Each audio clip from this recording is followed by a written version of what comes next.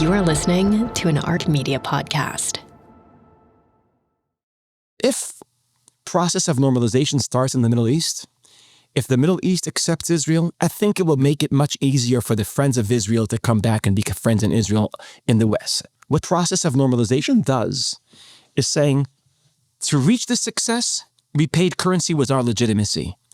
And then normalization is leveraging the success in order to bring back that currency. So normalization is the missing piece to declare real victory.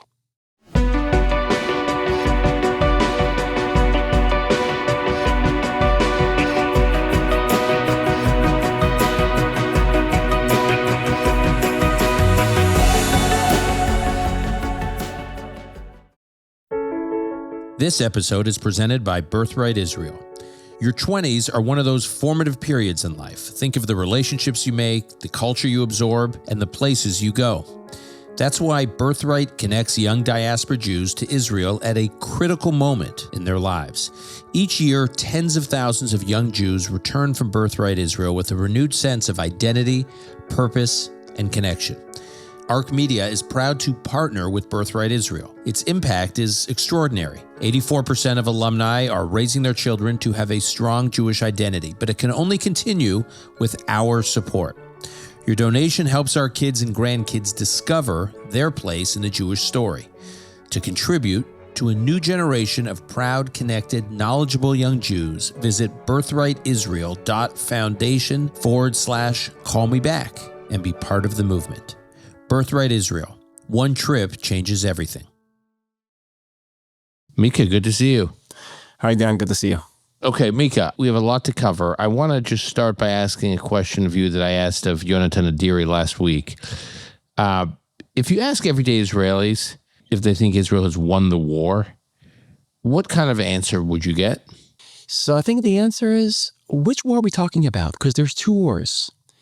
There's the war in the narrow sense, Israel versus Hamas, and there's the war in the broader sense, Israel versus Iran and its ecosystem, its octopus, its proxies. And I think you'll get two different answers. If it's Israel versus Hamas, I think you'll get more ambivalent answers. Because on the one hand, yes, we dismantled their offensive weapons and their leadership, but on the other hand, they're still alive and they're still there. So regarding Hamas, you'll get ambivalent answers regarding that war.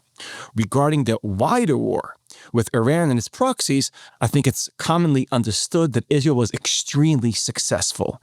So did we win the war? The question, which war are we talking about? The broader war or the more narrow war versus Hamas?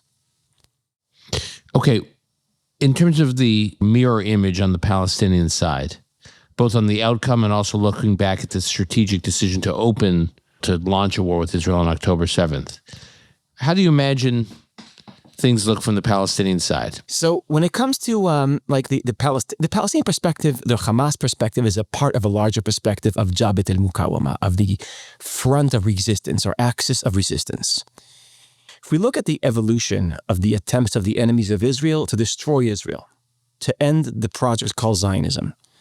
So there's three stages, and Hamas in this war was stage 3. Now, stage 1 was the common understanding was of the different forces in the Middle East that by building strong standing armies and attacking Israel simultaneously, we can destroy Israel. That was 48. That was 67. That was maybe, arguably, 73. That was the strategy. That's how they thought they could destroy Israel, and in their own self-understanding, this is going to work. Israel will be destroyed if we simultaneously attack them with our conventional armies. Well, stage 1 failed. After 73, probably it was after 67, more and more Arab countries understood that you can't defeat Israel. And the first country to really lead the way was Egypt, which they decided, well, if you can't beat them, join them, make peace with them. Now, by the way, this was all a prediction of Ze'ev Jabotinsky back in 1923. He writes a famous piece called Kir HaBarzel, I guess, Iron Wall, where he predicts that there will be peace one day. But peace will happen when the enemies of Israel will see Israel as an irreversible fact. And once there's an internalization that Zionism is irreversible, that you can't end a project called Israel, Then they'll decide, well, if we can't beat them, we'll join them and make peace with them. Or just learn to live with them. Not so much join them, but just Make learn to peace live with with them. them. Right. Yeah, so Anwar al-Sadat making peace with Israel in 1979 was a fulfillment of the prediction of Zev Jabotinsky from 1923. But not all the enemies of Israel learned that lesson. Some said something else. If we fail defeating Israel using our armies, maybe it's not that Israel is undefeatable, maybe it's our strategy is not effective. Let's find a different strategy.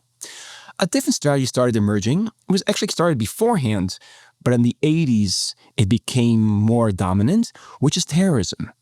We won't defeat Israel by conquering Israel with our armies.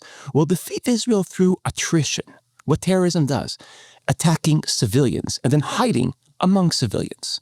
Immoral offense, immoral defense. And then Israel will break down. It won't have the will to stand a long war of attrition. And the peak of that attempt was obviously the Second Intifada, where over 1,100 Israelis were murdered when buses were exploding in the horrible days of the Second Intifada. And the Second Intifada ended with Mifleget Hamachshavot, I think you say defensive shield, where the two titans of Israeli politics, Shimon Peres and Arik Sharon, Shimon Peres, the titan of the left, Arik Sharon of the right, unite and break the Second Intifada in Operation Chomat Magen. And by the way, also the Six-Day War was by a national unity government. Israel does very well when it could join forces. And so the Second Intifada was put down. Arafat dying also helped. The fence also helped. All this together put down the Second Intifada, and it became clear Israel's not going to break under a wave of terrorism. So the first two strategies failed. Conquering Israel with armies failed. Destroying Israel through terrorism failed. Now comes stage number 3. What is stage number 3? And this is what we started facing in this war. Stage number 3 is a combination of the first two stages. Stage 1, army. Stage 2, terrorism. Stage 3, a combination of the two, creating an army of terrorists. Now, Hamas was an army. It had battalions, chain of command, the ability to cooperate, an intelligence arm, an air arm. It was 2 divisions of light infantry. Hezbollah was an army. It has all the advantages of an army, but it was an army of terrorism. Now, the difference between a regular army and an army of terrorism is that a regular army protects civilians. An army of terrorism is protected by civilians. So strategy number 3 was a very impressive startup, immoral, vicious, but could have been effective. Now, Qasem Soleimani added to that another element, and that is not only to build army of terrorists, but to create a network of those kind of armies, and then one day to press a button and they'll all attack Israel simultaneously and put an end to Israel. So from their perspective, let's think about what October 7th could have looked like. What would have happened, and I'm sure almost all the viewers and listeners to call me back probably did this in their head. I know every Israeli did this in their head. Imagine the following scenario. What would have happened if during those 8-10 hours on October 7th, when the Israeli military was in shock and not functioning and not even knowing what's going on, and the terrorists could go into Nir Oz, do all the sadistic things in Nir Oz, and leave without the army even reaching there? If during that window, if Hezbollah would have attacked full-blown from the north, what would have happened? And add to that, if we're attacked from the south and the north, accurate ballistic missiles landing on strategic sites in Israel. What would have happened? With not low probability, Palestinians from Judea, Samaria, West Bank would say, hey, if Israel's going down, we have to be in the right side of history. They might have joined also. The militant part of Israeli Arabs could have joined also.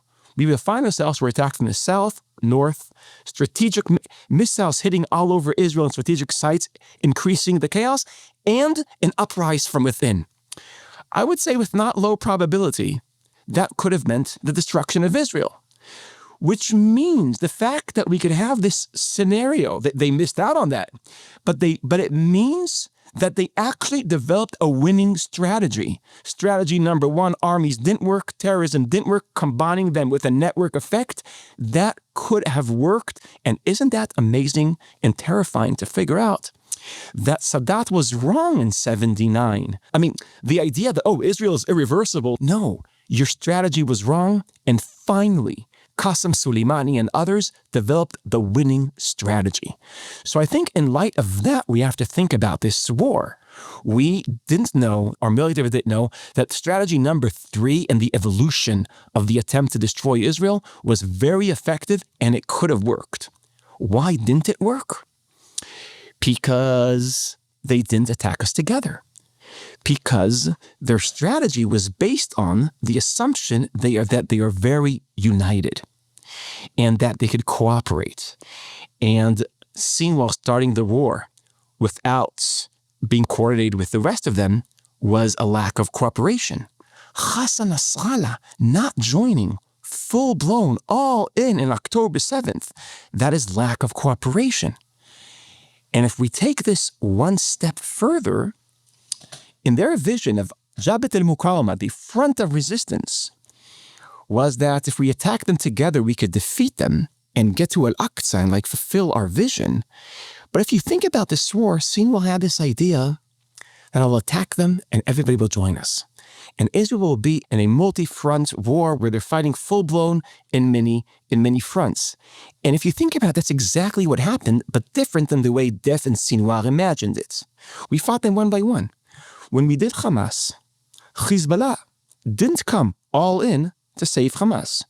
When we did Hezbollah, Iran didn't come to save Hezbollah. And then finally, when we did Iran, Hezbollah didn't come to save Iran, which means they had the right strategy, but they weren't unified enough to implement their strategy, which takes me to another part of their strategy. Yehia Sinwar and Muhammad Def, and actually this is the concept of the entire structure of the axis of resistance. They made not one bet, but 2 bets. They bet on their unity, but they also bet on our division. They saw us fighting and weakening, and they thought that if they hit us, we'll collapse into our own divisions. By the way, you interviewed Ronen Bergman, and he actually described why they recorded and the atrocities, because they thought that will break us. That's what they thought. Right. They thought that it's an amazing thing that I have always been shocked by the extent to which Hamas documented everything and broadcast everything, and I always thought that was a strategic error. And as Ronen's, his reporting shows, based on all the materials that the IDF and the intelligence community have uncovered, that the documenting and broadcasting was the strategy, that they thought it would serve many purposes, not the least of which is break Israelis. And almost like freeze them, like deer in the headlights, just like they cannot believe what's happening. And then Hamas and its allies could just continue the advance. They thought that broadcasting that will do 2 things. It will implement their double strategy. It will excite the enemies of Israel to unite. Look, they're breaking down. And it will also send a shockwave into Israeli society and collapse into our own contradictions.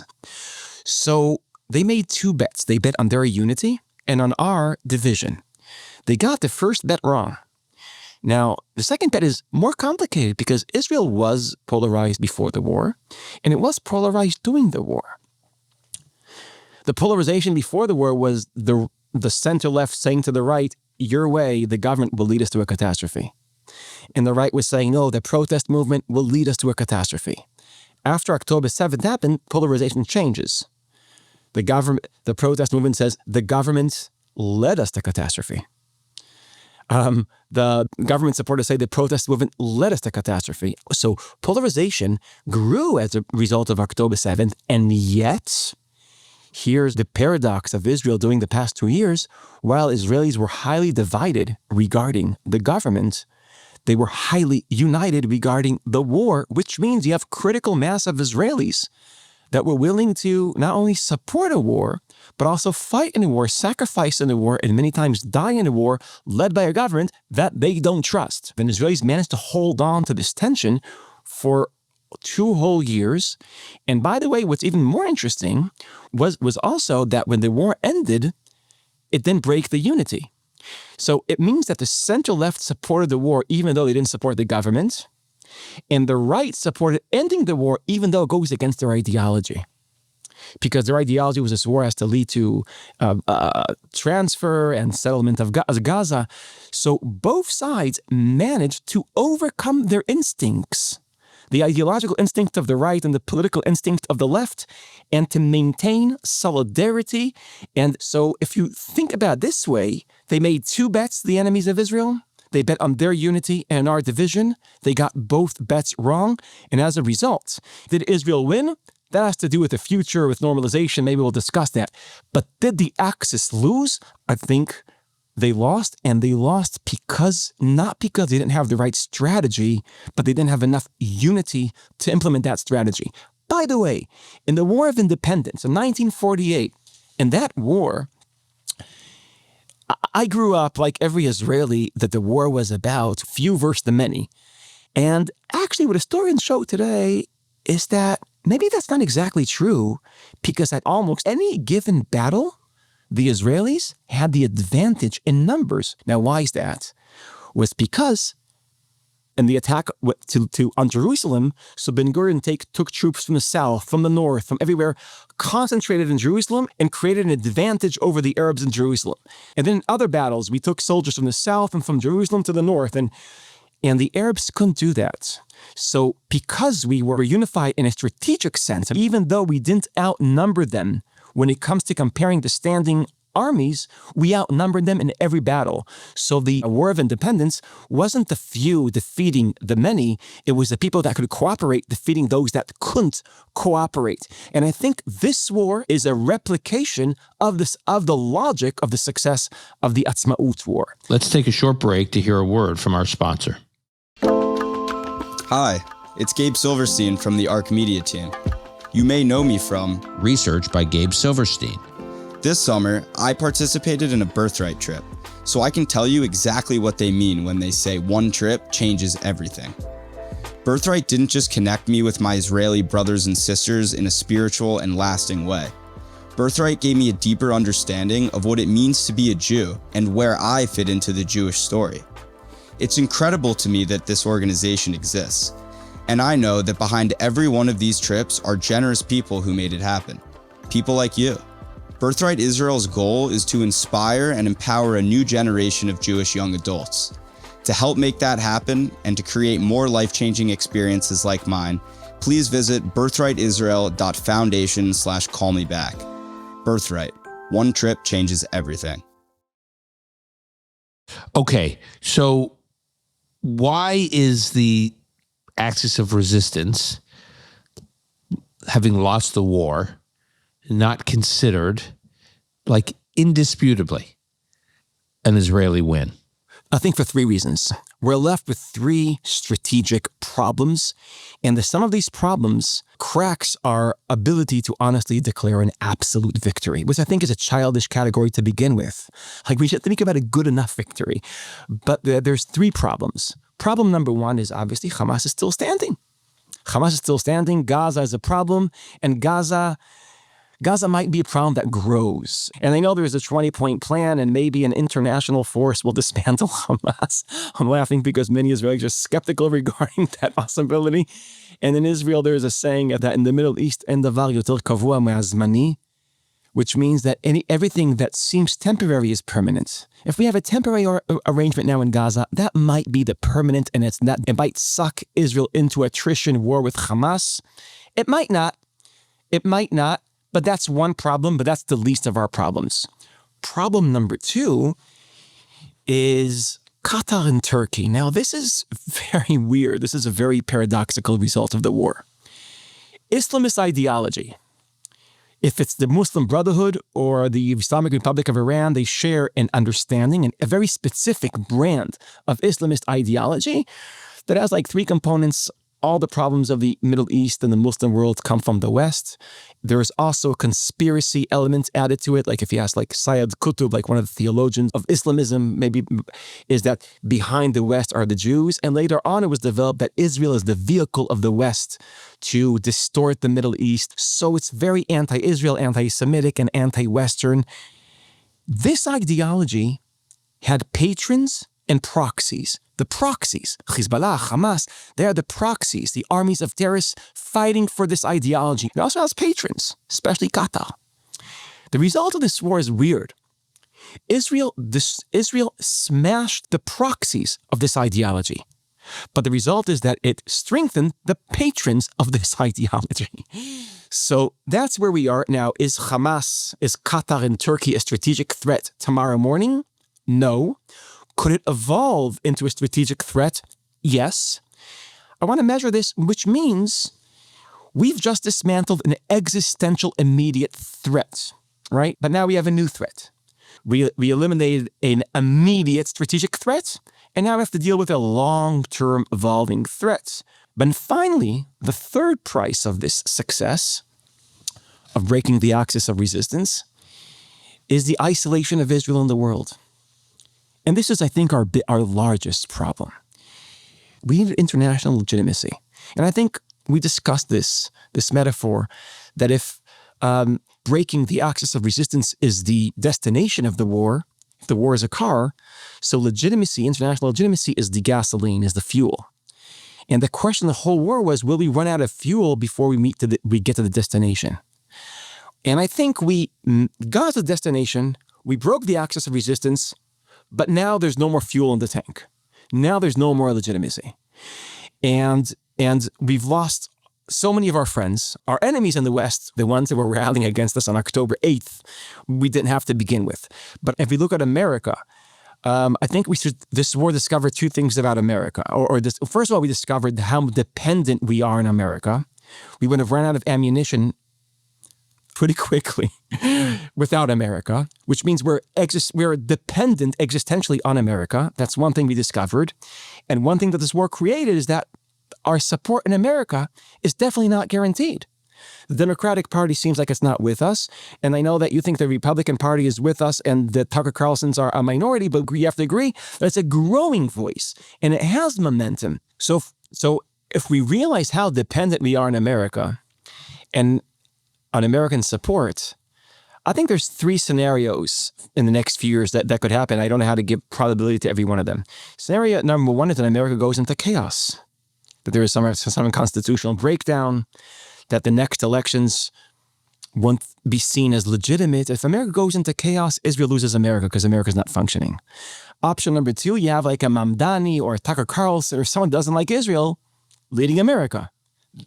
And option number three, we get another, I don't know, Joe Biden or another whatever, Nikki Haley. But the fact that I would say if you add up probabilities, there might be high probability that America won't stay with Israel, either because America doesn't function or because it doesn't support Israel, which means if we're dependent on America and we can't count on America, Israel is in a very weak position today, existentially, which brings me to the paradox. Our strongest moment is our weakest moment.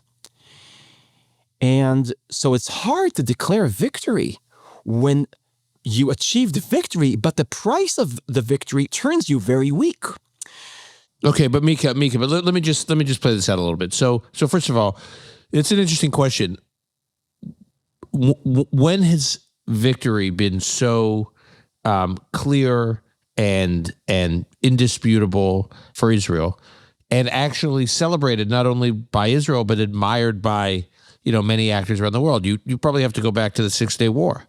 And yet, the 6-Day War, the whole world was rallying. That was the moment that attracted the world to Israel and began the strategic relationship between the United States and Israel. And this is the war that has the opposite impact of the 6-Day War. It's pushing the world away from Israel. So we became very strong in the Middle East and very weak position in Western civilization. And I think there's one thing Israel can do in order to turn this victory into a real victory. And that is normalization. Normalization with Saudi Arabia. Yeah. Or like we're talking about, it seems like Lebanon might be in the mix. Syria might be in the mix. Saudi, Indonesia.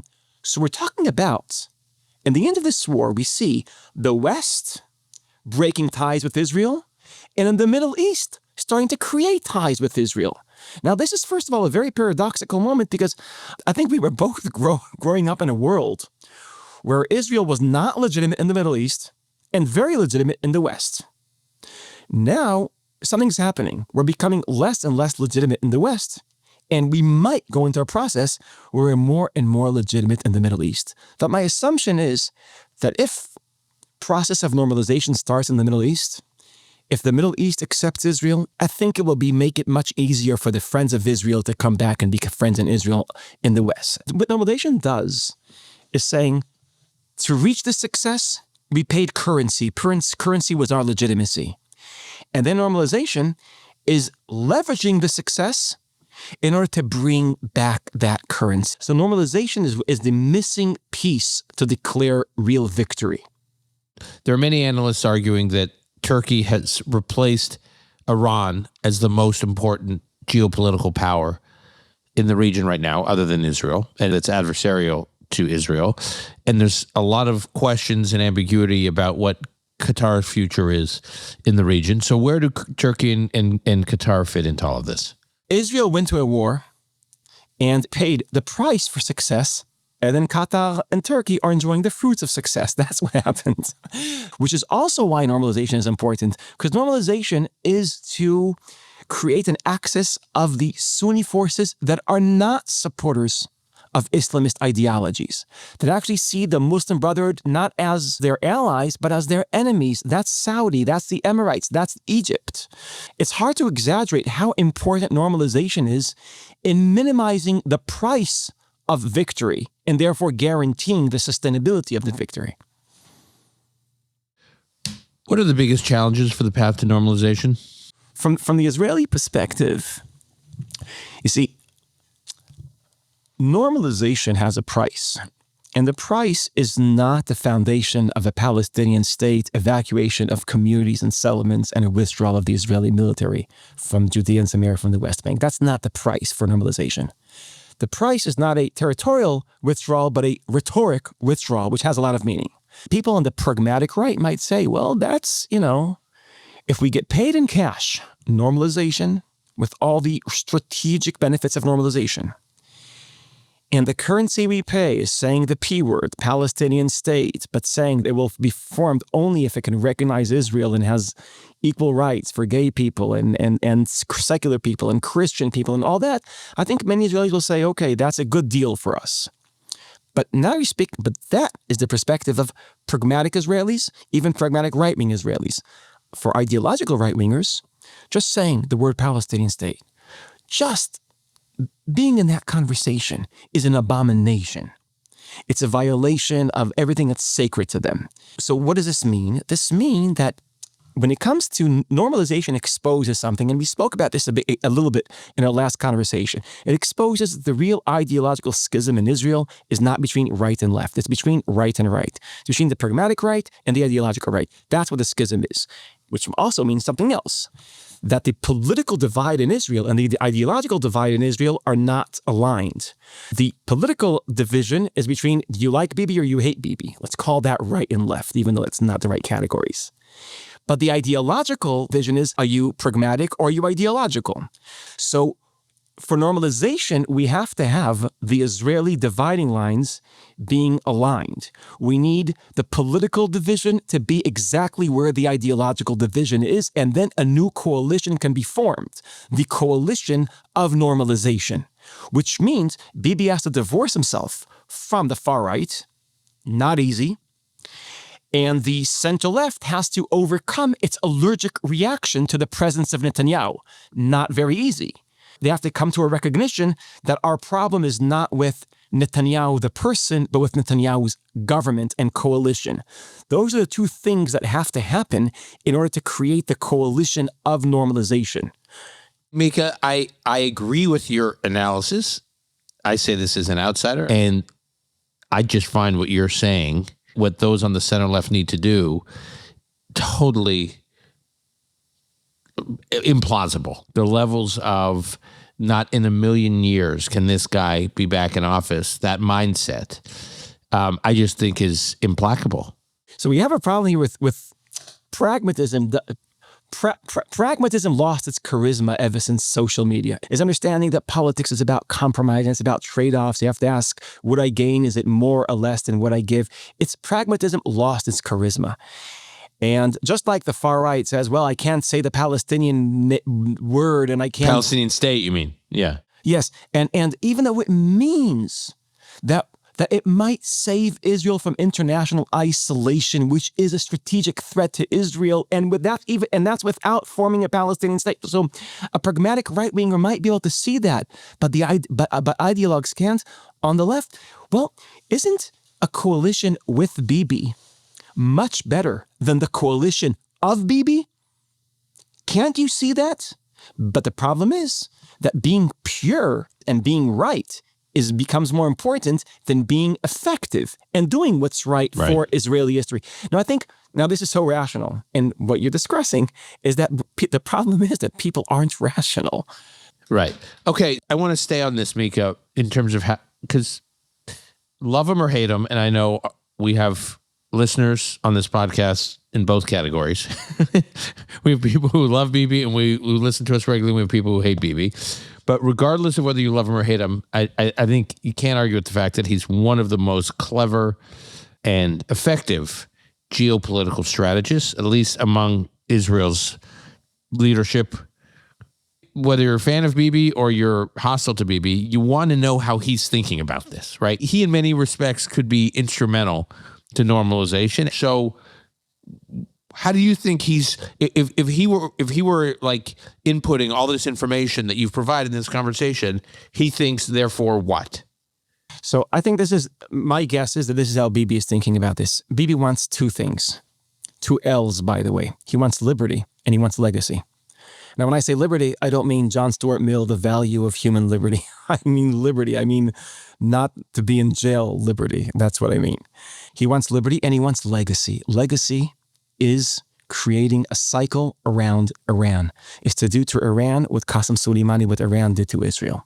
That means bringing back the legitimacy that we lost. The whole normalization move is his legacy. And I would say if we have normalization, we could declare absolute victory. Okay, the problem is that the government of liberty that could try to get him his liberty and the government of his legacy are not the same government. The government of legacy is a government where he divorces himself from the far right, builds the alliance of the Israelis that serve the Israelis. They're pragmatic. The Israelis are hybrid, both very national and very liberal. That mainstream Israeli. And if he could build that coalition, he has a legacy. The problem is that coalition won't play around with the court system and the judicial system and legislate laws or appoint people that will get him out of his problems. You know who will do that? Ben Gvir, Smotrich, the current coalition. So the problem is that Bibi has two needs, two L's, liberty and legacy, but different coalitions. So how does he maneuver this? Maybe, I don't know, now I'm just guessing, maybe this is what President Trump is trying to do for him. Help him get out of his problems now. But what Smotrich and Ben Gvir don't understand is once he's out of his problems, he doesn't need them anymore. He throws them under the bus, goes to the center-left, and builds the legacy coalition. There's a lot of ifs here, because will the center-left want him? Like you described, there is an allergic reaction not to the coalition of Netanyahu, but to the personality of Netanyahu. Sadly, my guess is if Bibi has to choose between his personal needs and the needs of the nation, I think Bibi has a tendency not to make the wrong choice. But will he be able, with his talents and gifts, to try to get both? He'll try, and we'll see what happens. It's going to be very interesting. Micah, we'll leave it there. Thank you for this. I know you're on the road, so safe travels. Shabbat shalom. Shabbat shalom. And I'll see you at the GA. See ya.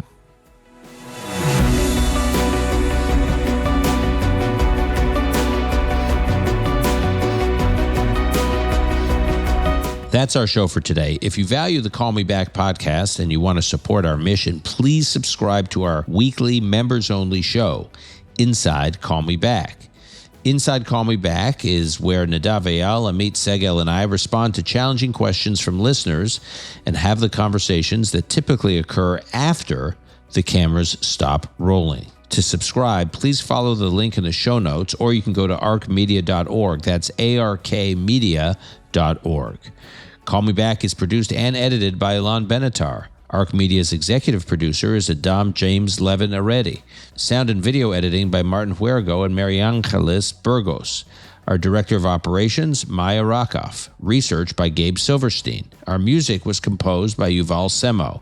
Until next time, I'm your host, Dan Senor.